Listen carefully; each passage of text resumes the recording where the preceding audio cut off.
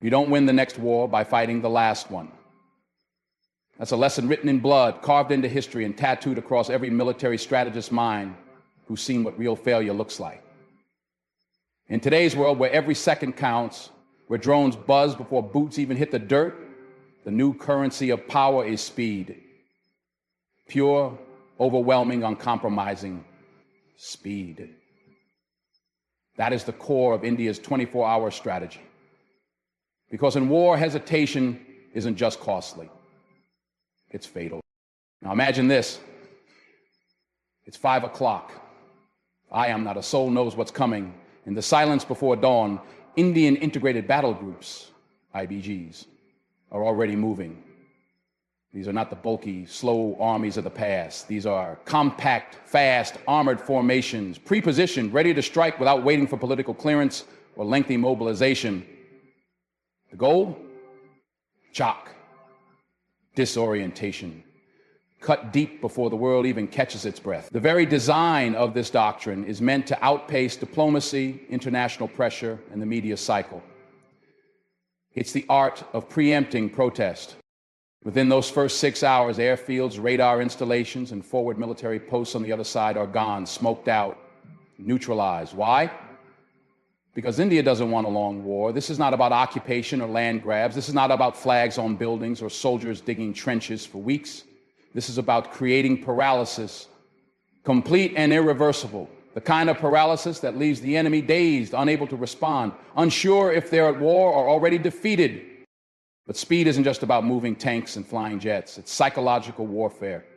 It's showing your enemy that by the time they figure out what's happening, it's already over. The IBGs punch through one sector, then another, always ahead of the news cycle, ahead of response teams, ahead of emotion. Cities aren't the targets. Command centers are. Strategic depth isn't invaded, it's bypassed. Every strike is surgical, deliberate, and meant to destroy capability, not provoke chaos. This isn't just theoretical. For years, India has conducted exercises simulating this exact response. Troops have trained for rapid incursions under the cold start doctrine, even if that name has been politically avoided.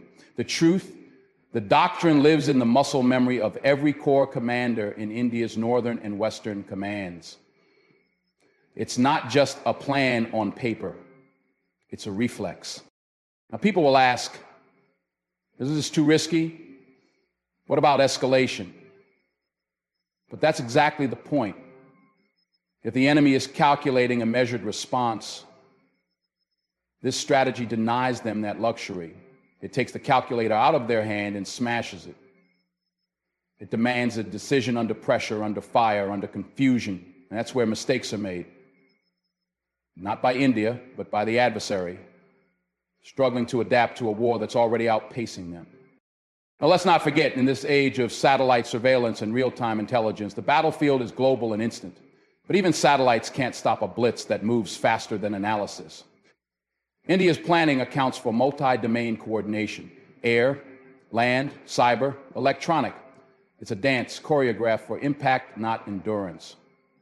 Because if you want to end a war before it begins, you don't whisper, you kick the door in and shout. That is the essence of the 24-hour doctrine. It's not about thirst for destruction. It's about ensuring any act of provocation is met with such overwhelming force, such rapid dominance, that no rational enemy ever thinks about trying it again. And if India moves, it moves fast. Because in modern warfare, the side that strikes first, that moves first, and that finishes first wins. This isn't a war of slow attrition. This isn't about tanks rolling in and setting up camps. This is something far more surgical, far more precise. When we talk about India's modern strategy, we're not speaking about some romanticized version of battlefield glory. We're talking about decapitation, not of people, but of power. Cut the head and the body falls. That's the principle. The goal isn't to conquer cities or hold territory for weeks on end. The objective is to strike straight at the brain, at the command and control centers, the critical nodes, the core nerve systems of the enemy's military machine, and do it before they even know what's hit them. This is the art of disabling a nation's capacity to act, not wiping its people off the map. It's about making sure decision makers can't make decisions. That means targeting leadership bunkers, communication relays, radar installations, air defense command centers, taking them all out in one well-coordinated, lightning-fast move. The strikes are designed with precision munitions delivered by air, land, and cyber, so the destruction is effective but not reckless. The message isn't chaos, it's control. It's letting the enemy know, you've already lost. Sit down. Now, what makes this even more potent is how deeply it's integrated into the broader doctrine. This is not an isolated maneuver. It's one act in a tightly choreographed play. The decapitation phase is about creating disarray so that whatever forces remain are leaderless, directionless, and broken in will. Imagine an army that doesn't know who's in charge, doesn't know where to move, and can't communicate with anyone above them. That's not just tactical defeat, that's collapse. That's how wars are ended before they truly begin. But here's the part nobody hears coming because they can't hear it. It's already inside. It's silent, it's invisible, it's the cyber battlefield. In this 24-hour war doctrine, the first strike isn't even physical. It's digital. That means power grids go dark. Satellites feeding surveillance data are spoofed or blinded. Military computers are corrupted. Communication links between battalions, squadrons, and command posts are jammed or hijacked. There's no marching, no bomb drop, just a screen that won't turn on. That's the kind of war India is preparing to win. Because when you own the first few seconds of information, you own everything that comes after. Electronic warfare units and cyber command teams will begin operations even before the first jet leaves the runway. It starts with spyware and sensitive systems, zero-day exploits in defense networks, and disruption of GPS systems guiding enemy missiles or drones. It's invisible, but it's devastating, and most important, it's deniable until it's too late. By the time Pakistan's defense apparatus starts reacting, they're doing so blind, disoriented, unsure whether what they're seeing is real or a decoy. That confusion, that doubt, it's lethal in the battlefield. This isn't about brute force. It's about smart force. It's about making sure that while the enemy is still trying to log into their systems, India has already made its moves, struck its targets, and is halfway to disengagement, having made its point decisively and unforgettably. This isn't about proving strength with firepower alone. It's about demonstrating strategic superiority through speed, precision, and control. Because when you silence the enemy before they speak, when you turn their tools against them, and when you lead them into confusion instead of confrontation, you don't just win the war, you stop it from ever beginning again. When the first blow is dealt, it won't come from the ground. It won't come from tanks crossing borders or troops charging forward. It will come from above, fast, focused, and with fury. Air dominance is not just a component of the plan, it is the plan. In India's 24-hour strategy, the sky becomes the primary battleground, and the Indian Air Force takes center stage. You control the sky, you control the war. It's that simple. And when that control is executed with precision, there's no room left for an enemy to breathe, let alone retaliate. From the first hour, squadrons are already airborne. Jets like the Sukhoi 30 MKAs, Rafaels, and Mirage 2000S, armed to the teeth with standoff precision guide munitions, begin their coordinated assault. Their targets aren't scattered or symbolic. They are strategic. Air bases, ammunition depots, radar towers, missile silos, each marked, each struck in pre-planned waves, leaving no time for countermeasures. These are not attacks meant to provoke. These are strikes meant to disable. Airfields are cratered before enemy aircraft can even take off. Runways are rendered unusable. Aircraft shelters are turned to rubble. It's a swift declaration: you will not rise from the ground. This isn't Hollywood-style dogfighting. This is long-range destruction using glide bombs, smart missiles, and electronic countermeasures. Indian pilots are trained for multi-gamut missions, often operating in contested or GPS-jammed environments. But in this doctrine, the battle space is cleared within hours, because what follows the air assault must be uninterrupted. The ground units rely on air superiority for close support and freedom of movement. If the air is contested, the ground is compromised. So the strategy leaves no room for delay. The first missions aren't just important, they are decisive. And this isn't just about power, it's about tempo. That's where the brilliance of the 24-hour concept lies. The Indian Air Force doesn't strike once and wait. It hits in staggered waves, launching follow-up sorties before the first reports from the ground have even been confirmed. The enemy is left chasing shadows, reacting to strikes that already happened, repositioning forces that are already obsolete. The time window is narrow. Every second wasted is an opportunity lost. So there is no waste, there is only execution. But air dominance isn't just about firepower. It's about denial. Denying the enemy the chance to gather intelligence. Denying them the ability to coordinate. Denying them air cover, air transport, or even air evacuation. If you rule the sky, the enemy loses control of their own battle rhythm. They don't set the pace. They stumble to keep up. And in warfare, once you lose tempo, you're already behind. That's when mistakes are made. That's when fear takes over strategy. That's when the war is won, not by overwhelming force, but by total disorientation. And there's one more layer, the psychological. The sight of jets overhead, the thunder of engines, the aftermath of precision strikes. It sends a message more powerful than words ever could. It tells every soldier on the other side, your shield is broken, your air is no longer yours, and the next move will come before you're ready. That fear is as powerful as any bomb dropped, because once the air is silent and the dust settles, the enemy isn't just weaker, they're uncertain. And uncertainty kills faster than bullets. In a 24-hour doctrine, there is no second day of war.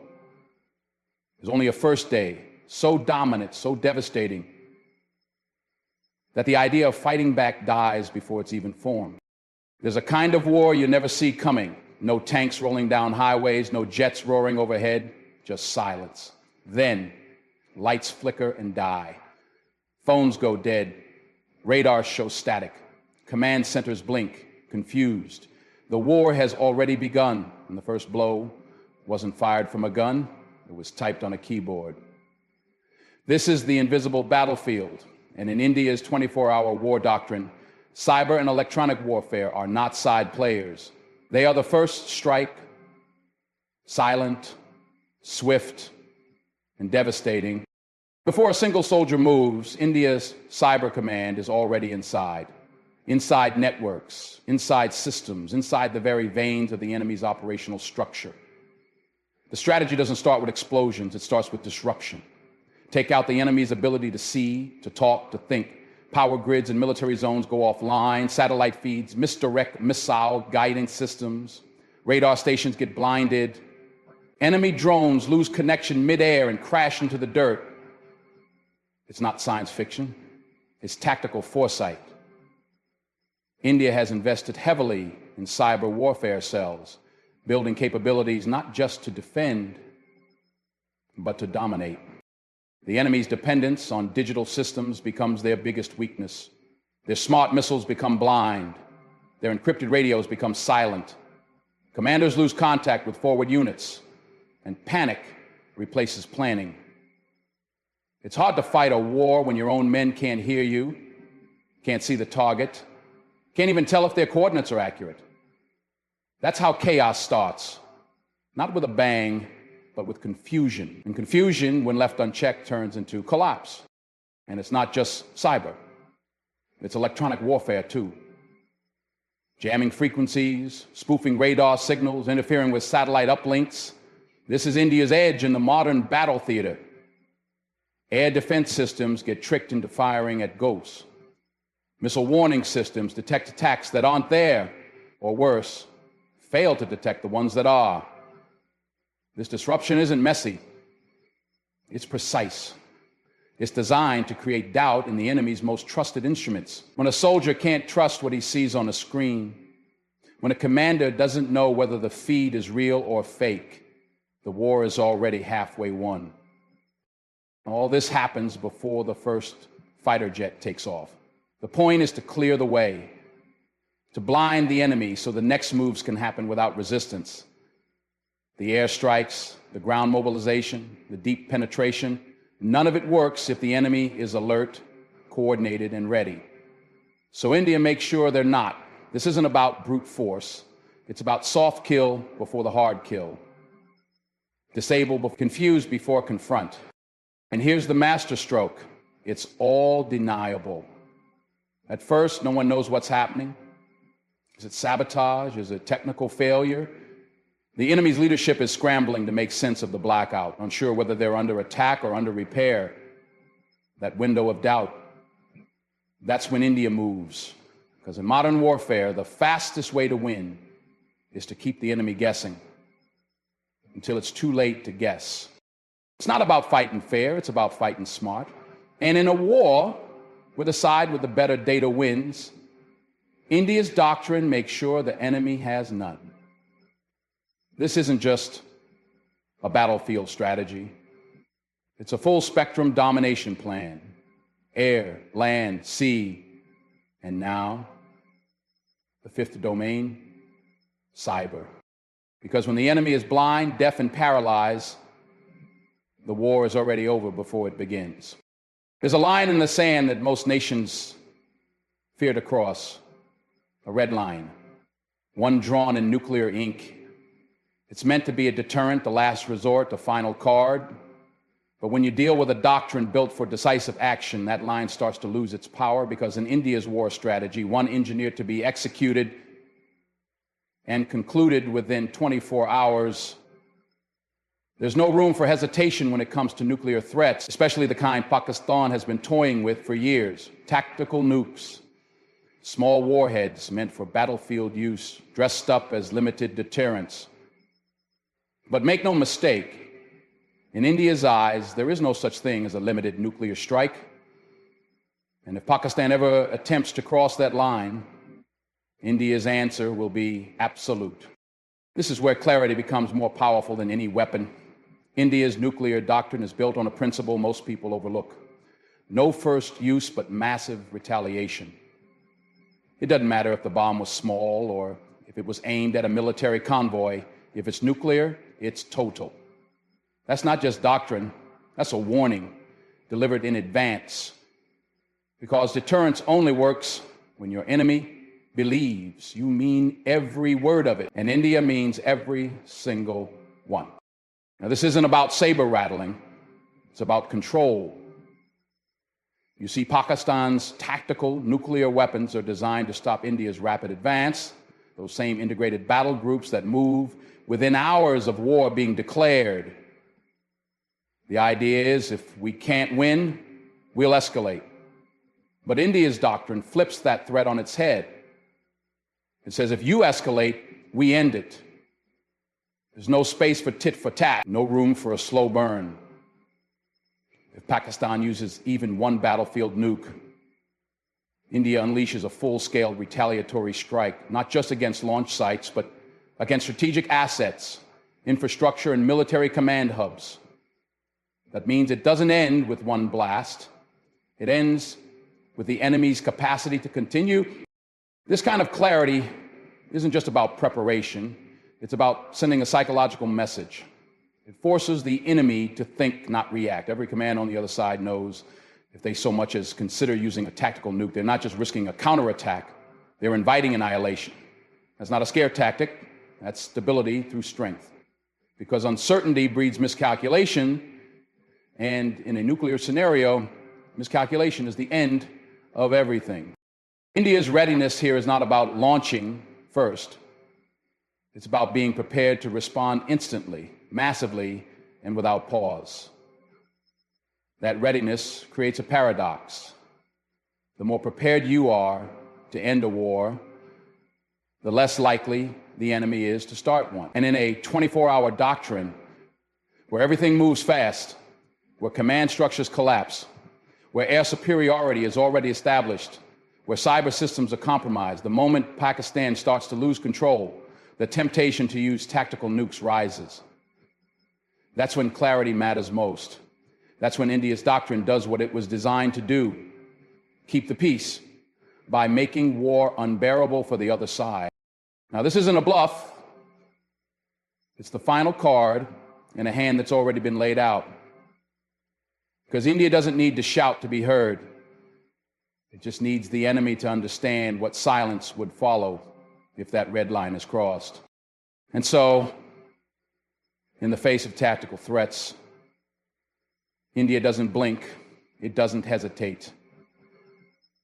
It stands firm, not to wage war, but to make sure any war ends before it begins. In war, sometimes the most powerful move is the one that ends the game before the enemy even realizes it's started. That's the final layer of India's 24-hour strategy, the ability to disengage after delivering a decisive blow. Because this doctrine isn't about a prolonged war. It's not about occupation. It's not about raising flags over captured cities. It's about proving a point so definitively that sticking around becomes unnecessary. The mission isn't conquest, it's control. And once that control is established, India steps back, because true power is in knowing when to stop. Think about it. A lightning-fast strike dismantles key military assets. Air dominance is established. Cyber command shreds communication. Tactical threats are neutralized with strategic clarity. The battlefield lies in silence, not because the enemy surrendered, but because they're simply no longer capable of responding. That's when India begins its disengagement, not as a retreat, but as a statement, surgical operation, clean and complete. This disengagement isn't unplanned or improvised, it's baked into the doctrine. The entire operation is designed with time-bound objectives. There's a clock ticking from the moment it begins. It's not about how much territory can be taken, it's about how quickly the enemy's ability to retaliate can be dismantled. Once that goal is met, there's no reason to stay, because lingering invites international scrutiny, political backlash, and the risk of escalation. But leaving, and that sends a different kind of message. One that echoes louder than occupation ever could. It says, we came, we saw, we dismantled, and we don't need to stay. That's psychological warfare in its purest form. It leaves the adversary humiliated and uncertain, forced to deal with the wreckage without having a victory to point to.